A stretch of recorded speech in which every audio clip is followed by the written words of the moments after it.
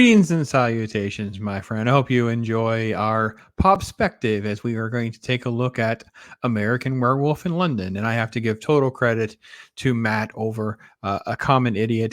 Did a review, and we were messaging back and forth about the practical effects and Rick Baker and all these different things. So I rewatched the movie. I'm like, I should put something down, but I didn't want to do a full-on review. But I want to just dive into a couple of elements of this film. So yeah, thank you so much for watching. Love this film. Obviously, this is one of those that is kind of in a regular rotation for me. I'm not sure I watch it every single year, but probably do, possibly more than once in a year and then skip a year kind of thing. I love this film.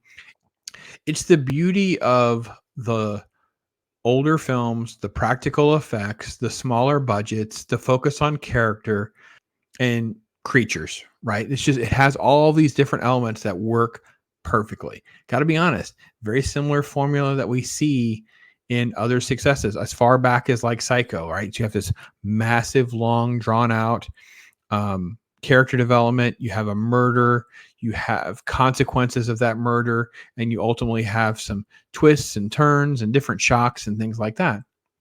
Now, with this, obviously, one of the biggest things for a film that is coming out so long ago was how on earth can we do something unique with the transformation. Like, that was literally the challenge. That was literally the thing that's on the table. This film came out in 1981, so it's being filmed previously to that. John Landis is partnering with Rick Baker to come up with this groundbreaking scene. So before we get to that, the film basically starts off with, our two travelers. They're American backpackers from New York City. They're gone overseas. They're wandering around, and they're just going on a journey, man. Go to Europe and walk around, right? So that's what they do. And, they end up in this remote area, and these pub goers, these people in this pub, are kind of warning them, listen, there's going to be a full moon, you keep on the road, you stay clear of the moors. It keeps coming up. And of course, they don't know what they're doing. They get lost, they get spooked, they hear the howling. And if it wasn't called American Werewolf in London, imagine how much creepier this would be, because you actually wouldn't know what the creature is. They couldn't, if they had not shown you completely. They do give you a little wolf shot, right? You do get a little werewolf shot. But anyway, so this is what they're doing. There's conversations about, the pub kind of starts setting all this up. And of course, Jack is killed and David is not. David survives, right? And the pub goers feel guilty because they left these kids out there to die. And they basically show up at the last second. They shoot the werewolf. And then, David wakes up in a hospital, basically, right? Now, David wakes up like 3 weeks later, right? He's being interviewed by the police. There's, all these different things like that. And basically, he and the nurse are, they're going to get along. They're going to be like, all right, we're going to, do their thing. Now, David does start hallucinating. At least that's how we see the undead Jack. So Jack shows up. And this is the other sort of groundbreaking decay and deterioration is Jack is this zombie or this decaying corpse, and each scene he shows up, he's decaying more and more and more.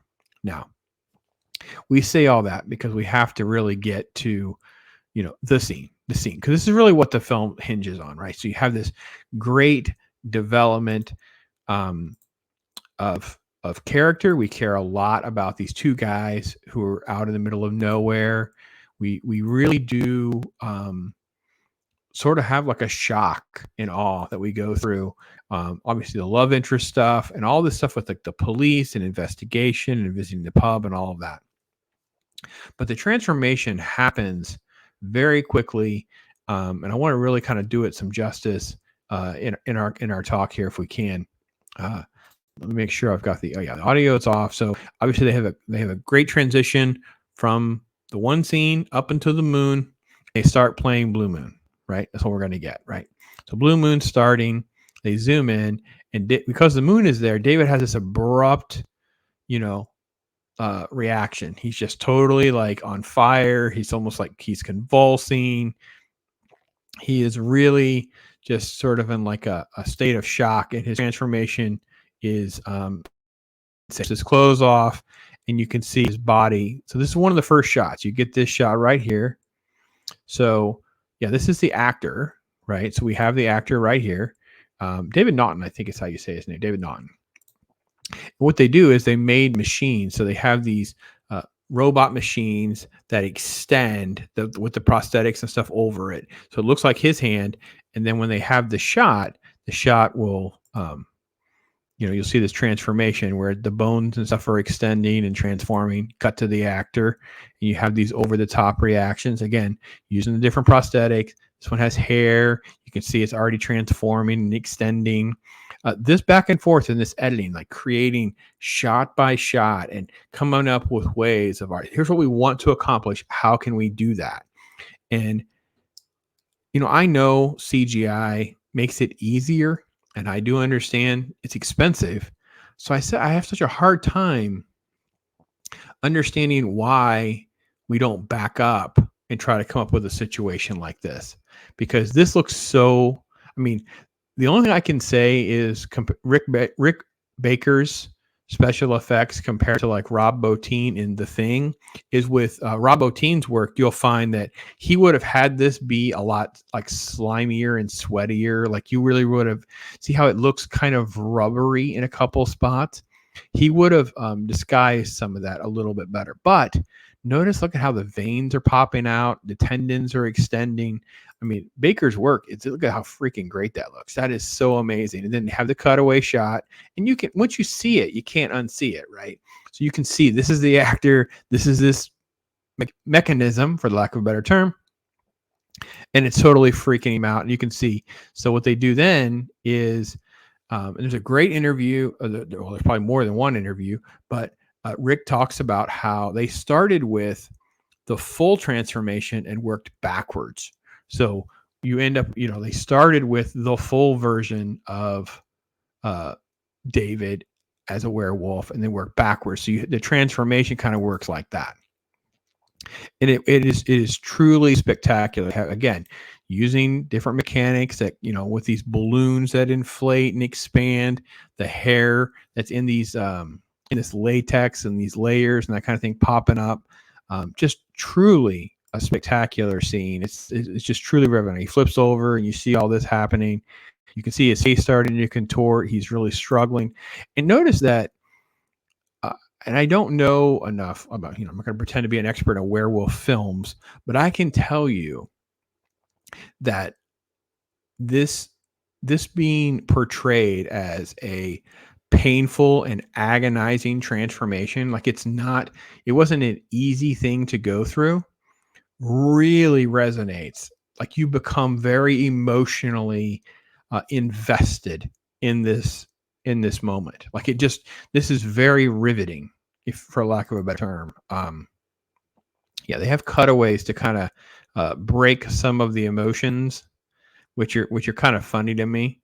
So again, you have all the different shots. I want to get to the money shot because this is where he ends up on all fours, and you can see, the actor's in his makeup, and you get this cutaway coming up. Well, he flips over, so we keep going. It's a little hard to navigate this, making sure I don't get too far ahead. Because he basically also like has his consciousness, so he's freaking out, which is it's just really, really awesome. So you see the actor, he's totally playing the game. They cut to Mickey Mouse. I should have just left it before. Okay, so there's the shot. Now this shot with the jaw extending, this machine that's inflating and pushing all of this out. This is something that they include at Universal Studios down here in Florida. So if you visit Universal Studios, there is a Hollywood horror makeup thing that they have done. I assume it's still there. I don't know for sure. I've been there for the last couple of years. I've been there post-pandemic in particular. And they have two of these mechanisms that are there. Now, I don't know if they're the original ones or they're recreated for the show, but the concept is there of how they put the latex over it. They were designed to do this so you can see the cutaways. And then even then, notice how they interrupted the cutaway with this one, right? So you get this one with the cut. See, there's your ears are expanding over with the hair. Let's do a little bit of sound. We can get some of the sound effects in here. See how they added the roaring and the groaning and the bones cracking as all that. So it really, you don't get caught up in the latex and the machinery and any of that. You really just feel immersed in this transformation. And look at that. Look at what they were able to do with this machine. That this incredible instrument they were able to create with the different size teeth and things like that. You literally have to have an immersion experience. Look at that. All right. Meanwhile, Blue Moon just keeps playing, and the legs start extending. He basically becomes the werewolf, and of course, he has his first kill and all of that. So, so the film, is really just beautifully executed. It never tries to do too much. It does just enough to grab you, grip you, take David on this journey. And at the end of the day, American Werewolf in London is a romance story, right? It's about him and his girl. He was attacked. He's going through this. His inner monster. He's kind of fallen for her. She's fallen for him. And, he wants to be with the nurse, but at the end of the day, he's a werewolf. He can't control himself. The scene at the end, of course, he's transforming inside the cinema. And of course, he ultimately gets shot and killed. We didn't even get into like crazy folklore about a werewolf, like how do we kill it? The silver bullet stuff and things like that. No, it's just very simplistic. It's a very sort of 1950s romantic horror film. Like it just totally resonates on so many levels, and just cannot say enough about it. John Landis, I mean, he's done great work. I'm not trying to say this is the pinnacle of his career, because he's more of a filmmaker that dabbled with comedy. Obviously, he did Blues Brothers and Animal House. Let me see, Kentucky Fried Movie. I think he did Three Amigos. He obviously did the Thriller music video. I think he did Coming to America. His film, I think he also had like some setbacks in his career as well, because I think he is attached to the Twilight Zone, right? Isn't he on Twilight Zone? So it's just really he again, this is one of those things where it's on his resume, and we hear John Landis, we think of him as this comedic director, and he is, and his career is, but this gem is just truly great. And I'm so happy that it has such a sweet legacy every year at Halloween. So anyway, tell me what you think. Hopefully you liked my take. It's kind of a review, but I didn't want to get too much into it, because I really want to focus mostly on just like maybe one or two elements. And that's what I try to do here. So tell me what you guys think. It's just been awesome to get to share this with you guys and spend time with you and reminisce about some great films during this month. So thank you. I'm Pops.